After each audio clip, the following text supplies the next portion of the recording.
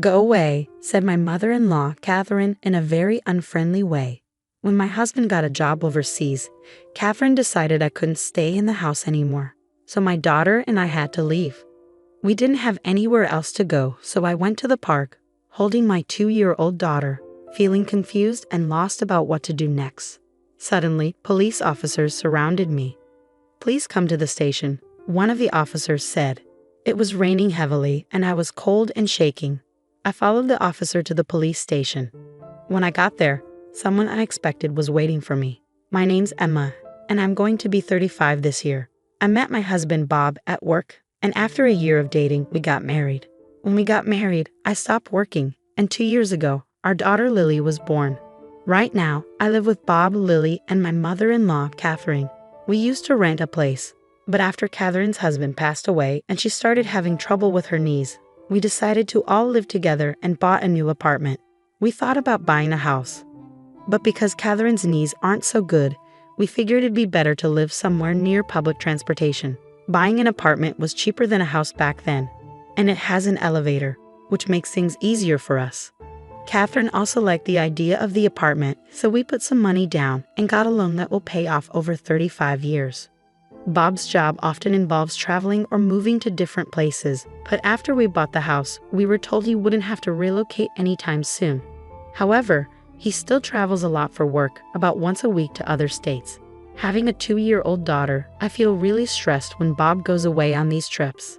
At first, Catherine, my mother-in-law, was helpful, but now she doesn't pitch in with taking care of Lily at all. Instead, she makes more work for me. For example, she leaves dirty dishes lying around after eating, and she doesn't even bother to rinse cooking utensils, which makes them really hard to clean later. Even when I ask her to at least rinse them, she just says sorry and promises to do better next time, but she doesn't follow through. I noticed something strange recently. She rinses the dishes when Bob is around, but not when it's just me. At first, I thought it was okay since she sometimes rinsed them, but now I think she's doing it on purpose to make things difficult for me. It's not just about the dishes either. Sometimes she'll ask if I need anything from the store, and when I say no, she'll later say she actually did need something after I've already come back. This happens a lot. Considering Catherine's knee problems, I try my best to help her with moving around, but my willingness to assist has been decreasing over time. Catherine's behavior started not long after we all started living together, and it's been happening for years now.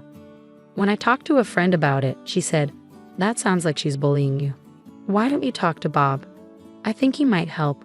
But I worried that if I talked to Bob about it, Catherine, who doesn't have any other family, might end up in a care facility. So I thought it might be best for me to just put up with it. However, one day, something happened that made me reconsider.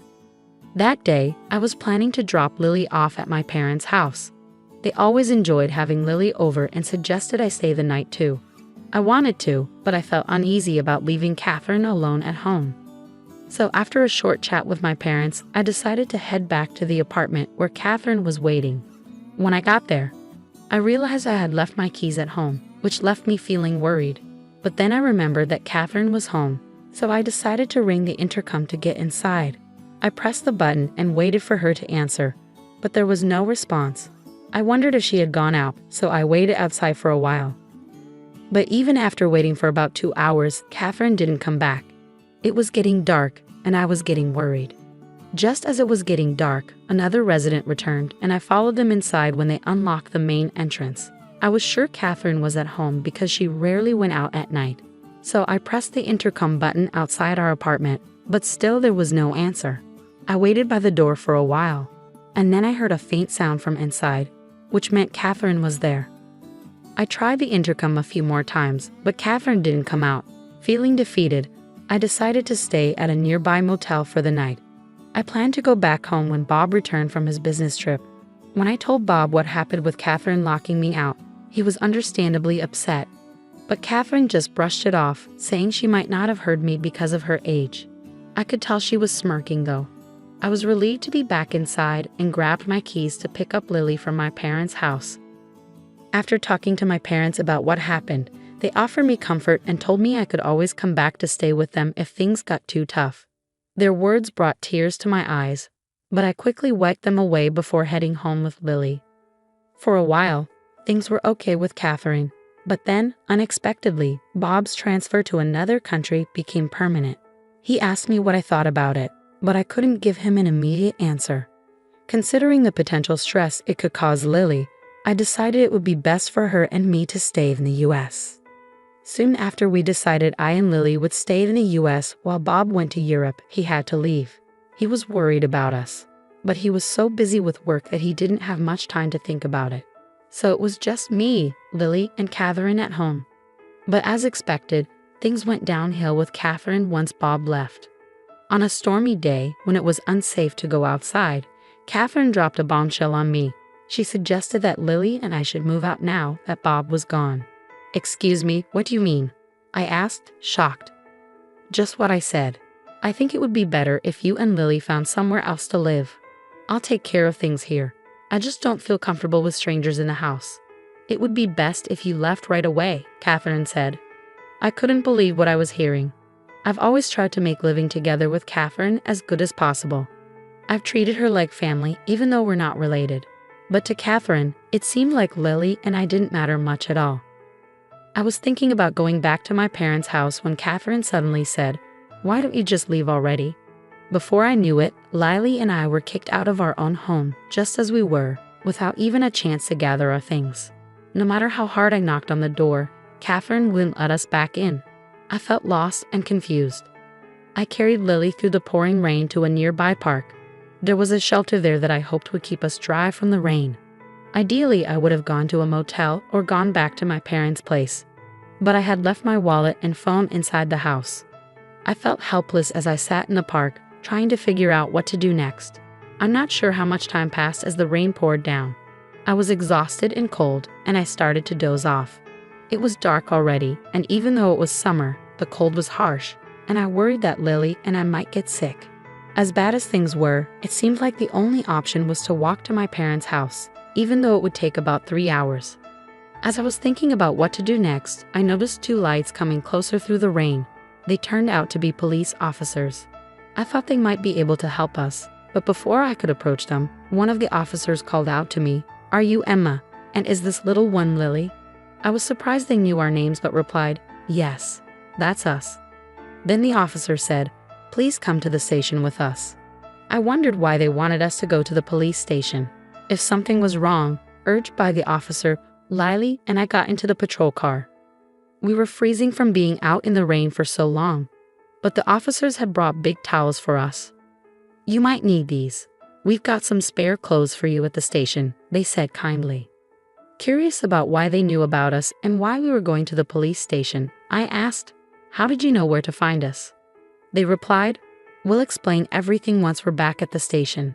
For now, just try to relax."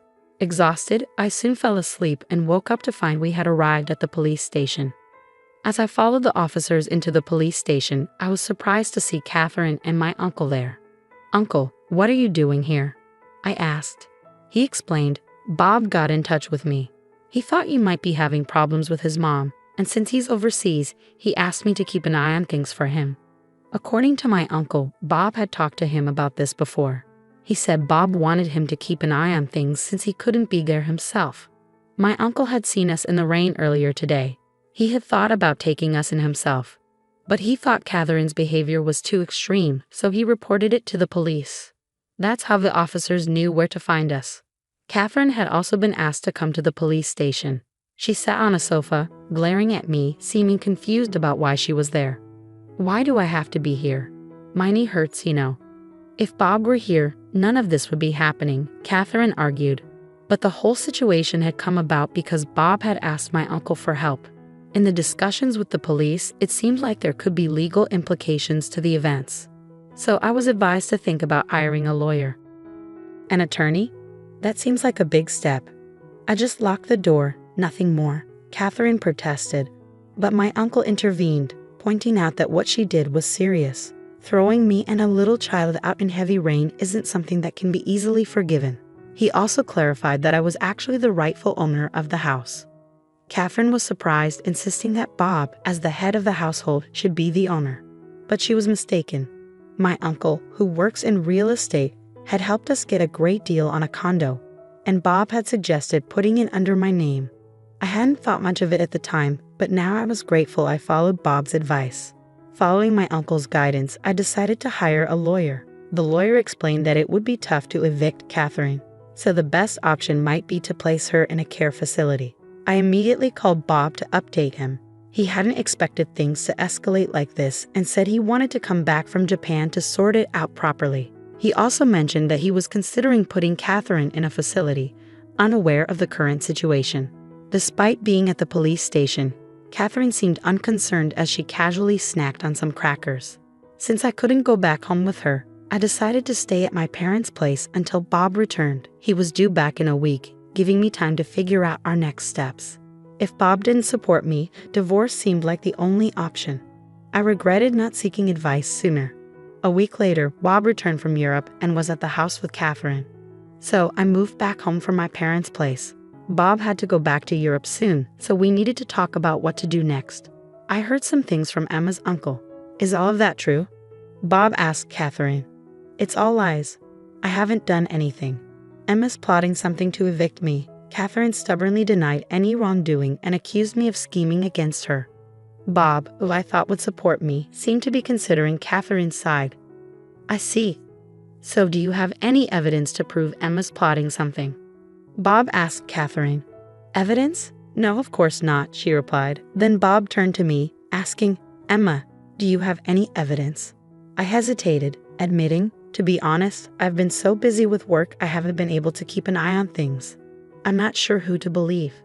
I handed Bob a voice recorder I had with me. What's this? He asked. It contained recordings of Catherine's hurtful words and actions, capturing moments when she not only kicked me out but also often insulted me.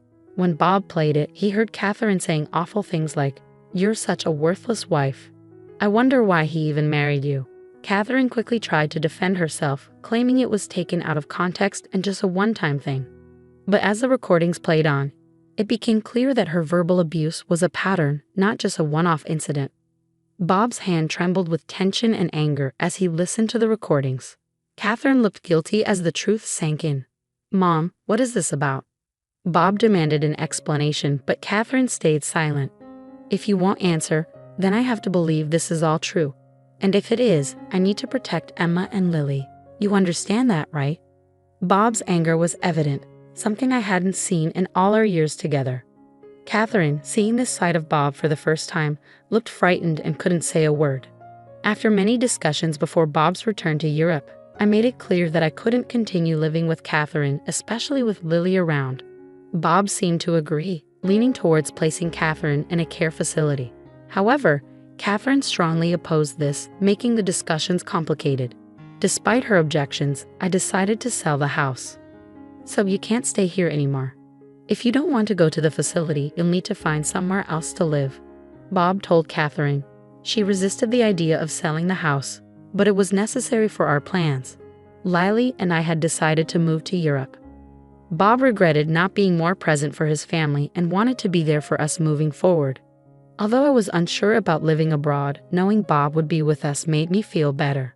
Plus, it would be good for Lily to experience life in Europe at her young age. Selling the condo, which still had a mortgage, was our only option. If we didn't sell it, Catherine would have to cover the mortgage, which she couldn't afford on her fixed income. Considering her future, it was important for someone to be there to assist her. Despite our efforts, Catherine refused to move into a facility, so we had to forcefully place her there. I'm sorry, but I have to head back to Europe. Could you take care of any procedures needed here? Bob asked before leaving. With help from others, I managed to finalize Catherine's admission into the facility. The staff at the facility kept me updated on Catherine's condition, but it seems she's struggling. It would be one thing if she was just feeling down, but she's been causing trouble for the staff and other residents. Before leaving for Europe, I visited her to check on her. But she lashed out at me, saying, "Why have you locked me up in this place?" She also complained to the staff about the food, the beds, and the other residents. When I apologized to the staff, they were understanding. "It's okay," one of them reassured me. "We're used to this kind of behavior. Just leave it to us. We'll keep you updated, and if anything happens, we'll let you know. So don't worry." Despite all the harassment I endured from Catherine when we lived together, I couldn't help but feel worried as I headed to Europe. Upon arriving in Paris, Bob met me at the airport and we went to the apartment we had rented. They say rents in Paris are higher than in Texas. But since Bob's company gives him a housing allowance, we were lucky to find a spacious and affordable place. The neighbors in our building are very friendly and have been kind to me, even though I don't speak French fluently. Just yesterday, a neighbor shared some wine and cheese with me. In return, I gave them some mac and cheese. I'm gradually learning French along with my daughter, Lily. I know there's a limit to self-study, so I've also enrolled in a language school. There are many Americans there, many of whom, like me, are new to France. I've made some friends and am really enjoying my life in Paris. Back in the States, I always had to worry about Catherine, which often prevented me from fully enjoying outings with friends. But here, I can indulge in leisurely lunches just the way I like. The only concern right now is Lily. She's still too young for kindergarten, as kids here usually start the year they turn 5. I hope she picks up enough French by then. Fortunately, Lily seems to be catching on pretty quickly. I'm thinking of getting a job once Lily starts preschool. Bob says he's okay with me staying at home, but living in Paris has made me want to explore more opportunities. Seeing how ambitious and confident people are here has ignited something within me. I've become friends with a waitress at a nearby cafe, and she hinted that there might be a job opportunity for me there. The cafe is popular not only among the American community, but also with many locals who are learning English. There might be challenges ahead, but since coming to France, Bob and I have been communicating much better. I feel more confident in expressing my feelings, and I believe that no matter what happens, we'll face it as a family. Right now, I feel happier than I've ever been in my life.